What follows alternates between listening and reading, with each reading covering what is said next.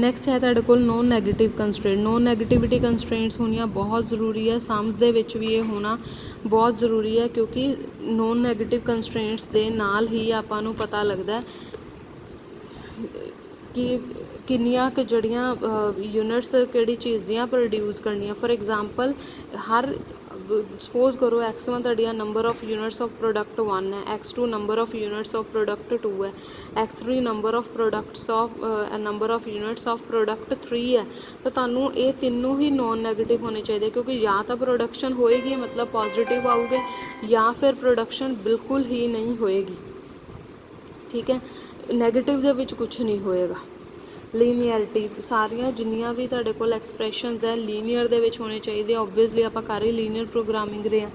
ਠੀਕ ਹੈ, finite number of variables ਜਿਹੜੇ ਆ ਫਾਈਨਾਈਟ ਨੰਬਰ ਹੋਣੇ ਚਾਹੀਦੇ ਆ, ਮਤਲਬ ਵਰਕਰਸ ਹੈ, ਟਾਈਮ, ਮਸ਼ੀਨ, ਸਭ ਕੁਝ ਫਾਈਨਾਈਟ ਹੋਣਾ ਚਾਹੀਦਾ। ਅਗਰ ਇਹ ਫਾਈਨਾਈਟ ਨਾ ਹੋਇਆ ਤਾਂ ਫਿਰ ਆਪਣੇ ਕੋਲ ਮੈਥਡਸ ਐਪਲੀਕੇਬਲ ਨਹੀਂ ਹੋਣਗੇ ਇਹਨਾਂ 'ਤੇ।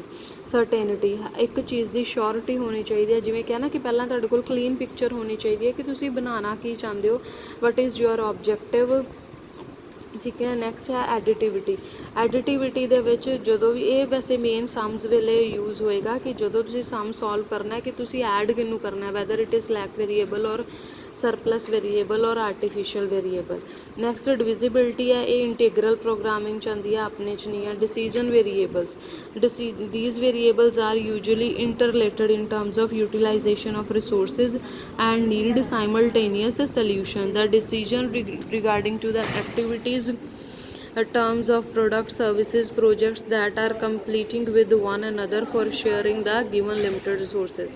Next है basic variables. Basic variables ਜਿਹੜੇ non zero variables ਹੈ ਉਹ ਉਹਨਾਂ ਨੂੰ ਕਿਹਾ ਜਾਂਦਾ basic variables. Only slack or artificial basic variables ਹੈ। ਠੀਕ ਹੈ, ਨੈਕਸਟ ਹੈ ਸਲੈਕ ਵੇਰੀਏਬਲ। ਇਹ ਤੁਹਾਨੂੰ ਉਦੋਂ ਪਤਾ ਲੱਗਣਗੇ ਜਦੋਂ ਅਸੀਂ ਸਮਸ ਨੂੰ ਸੋਲਵ ਕਰਨਾ। ਠੀਕ ਹੈ, ਫਿਲਹਾਲ ਲਈ ਐਜ਼ ਇਟ ਇਜ਼ ਕਰ ਲਓ। ਨੈਕਸਟ ਹੈ ਲੀਨੀਅਰ ਪ੍ਰੋਗਰਾਮਿੰਗ ਦੀ ਐਪਲੀਕੇਸ਼ਨ ਕਿੱਥੇ ਕਿੱਥੇ ਹੈ। ਪ੍ਰੋਡਕਟ ਮਿਕਸ ਵਾਲੀ ਪ੍ਰੋਬਲਮ ਦਿੱਤੀ ਹੋਏ, ਸਪੋਜ਼ ਕਰੋ ਡਾਈਟ ਪ੍ਰੋਬਲਮ ਦਿੱਤੀ ਹੋਈ, ਜਿਵੇਂ ਦੋ ਤਰ੍ਹਾਂ ਦੇ ਫੂਡ ਹੈ, ਨਿਊਟਰੀਐਂਟਸ ਉਹਨਾਂ ਦੇ ਵਿੱਚ ਕੋਰਸਪੋਂਡਿੰਗ ਇਸ ਤਰੀਕੇ ਨਾਲ ਹੈ ਔਰ ਉਹਨਾਂ ਦੀ ਮੰਥ ਰਿਕੁਆਇਰਮੈਂਟ ਪਤਾ ਲੱਗੀ।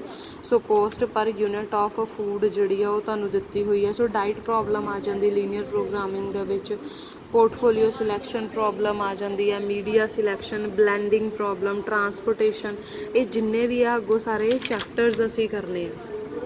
ਹੁਣ ਦੇਖੋ ਫਾਰਮੂਲੇਸ਼ਨ ਕਿਸ ਤਰ੍ਹਾਂ ਹੁੰਦੀ ਹੈ ਲੀਨੀਅਰ ਪ੍ਰੋਗਰਾਮਿੰਗ ਪ੍ਰੋਬਲਮ ਦੀ। ਫਾਰਮੂਲੇਸ਼ਨ ਦੇ ਲਈ ਇਹਨੂੰ ਬਿਲਕੁਲ ਧਿਆਨ ਨਾਲ ਪੜ੍ਹਨਾ।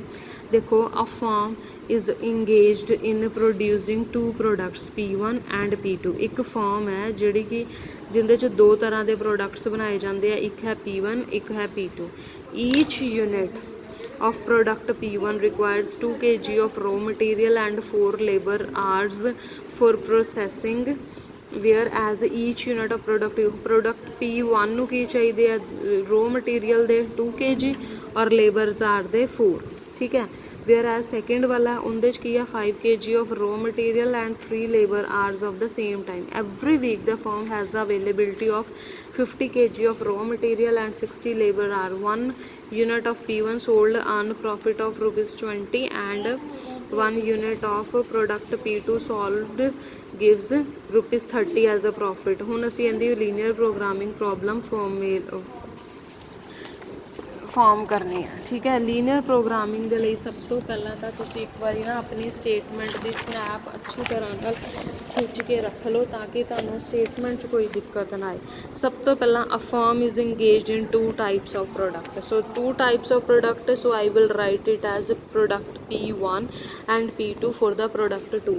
In the next line they say product of each unit of product P1 requires 2 kg of raw material and 4 kg of labours are. ਤਾਂ ਦੋ ਗੱਲਾਂ ਦੀ, ਦੋ ਕੰਸਟ੍ਰੇਂਟਸ ਦੀ ਗੱਲ ਕੀਤੀ ਗਈ ਹੈ। ਜਾਂ ਕਹਿ ਲਓ ਪ੍ਰੋਡਕਟ P1 ਨੂੰ ਬਣਾਉਣ ਲਈ ਦੋ ਚੀਜ਼ਾਂ ਰਿਕੁਆਇਰਡ ਆ। First one is your raw material and second one is your labour cost. Given ਹੈ ਕਿ P1 ਦੇ ਲਈ raw material 2 kg and 4 labour hours ਚਾਹੀਦੇ ਆ। ਠੀਕ ਹੈ, P2 ਦੇ ਲਈ 5 kg ਰੋ ਮਟੀਰੀਅਲ ਐਂਡ 3 ਲੇਬਰਸ ਆਰ ਚਾਹੀਦੇ ਆ। ਔਰ ਗਿਵਨ ਹੈ ਤੁਹਾਨੂੰ ਕਿ ਜਿਹੜਾ ਤੁਹਾਡਾ ਮਟੀਰੀਅਲ ਹੈ, ਅਵੇਲੇਬਿਲਿਟੀ ਆਫ ਮਟੀਰੀਅਲ ਜੋ ਹੈ that is 50 kg raw material available ਹੈ ਔਰ 60 ਲੇਬਰ ਆਵਰਸ ਅਵੇਲੇਬਲ ਹੈ। ਹੁਣ ਅਸੀਂ ਇਹਦੀ ਪ੍ਰੋਬਲਮ ਫਾਰਮੂਲੇਟ ਕਰਨੀ ਹੈ ਔਰ ਮੈਕਸਿਮਮ ਪ੍ਰੋਫਿਟ ਪਰ ਯੂਨਿਟ, ਪ੍ਰੋਫਿਟ ਜੋ ਹੈ ਇਹਦਾ ਪਰ ਯੂਨਿਟ P1 ਨੂੰ ਸੋਲਵ ਕਰਨ ਨਾਲ ਤੁਹਾਨੂੰ 20 ਰੁਪੀਜ਼ ਦਾ ਪ੍ਰੋਫਿਟ ਹੈ ਔਰ P2 ਨੂੰ ਸੋਲਵ ਕਰਨ ਨਾਲ ਤੁਹਾਨੂੰ 30 ਰੁਪੀਜ਼ ਦਾ ਪ੍ਰੋਫਿਟ ਮਿਲ ਰਿਹਾ। ਤੇ ਇਸ ਤਰੀਕੇ ਨਾਲ ਤੁਸੀਂ ਆਪਣੀ ਪ੍ਰੋਬਲਮ ਜੋ ਹੈ ਫਾਰਮੂਲੇਟ ਕਰਨੀ।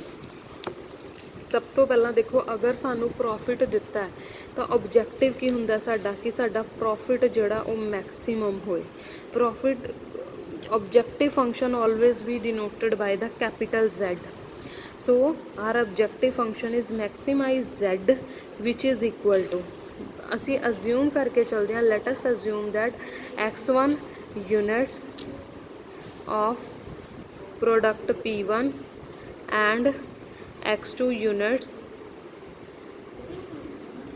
of product P2 ਜਿਹੜੀਆਂ ਪ੍ਰੋਡਿਊਸ ਕਰਨੀਆਂ ਚਾਹੀਦੀਆਂ। ਅਸੀਂ ਆਪਣੇ ਵੱਲੋਂ ਅਸਿਊਮ ਕਰ ਲਿਆ x1 ਯੂਨਿਟਸ ਆਫ P1।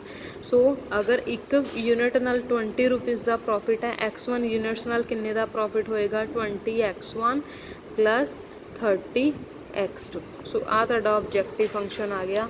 ਮੈਂ ਇਹਨੂੰ ਦੁਬਾਰਾ ਲਿਖ ਦਿੰਦੀ ਹਾਂ, maximise Z is equal to 20x1 plus 30x2। ਉਸ ਤੋਂ ਬਾਅਦ ਆ ਗਈਆਂ ਸਾਡੀਆਂ ਜੀ ਕੰਸਟ੍ਰੇਂਟਸ। ਕੰਸਟ੍ਰੇਂਟਸ ਮਤਲਬ ਜੋ ਸਾਨੂੰ ਦਿੱਤੀਆਂ ਹੋਣ। ਕੰਸਟ੍ਰੇਂਟਸ ਦੇ ਵਿੱਚ ਇੱਕ ਤਾਂ ਹੈ ਰॉ ਮਟੀਰੀਅਲ ਦੀ ਕੰਸਟ੍ਰੇਂਟ ਹੈ ਕਿ ਲਿਮਟਿਡ ਮਟੀਰੀਅਲ ਹੈ, ਇੱਕ ਸਾਡੇ ਕੋਲ ਲੇਬਰ ਆਰ ਦੀ ਕੰਸਟ੍ਰੇਂਟ ਹੈ।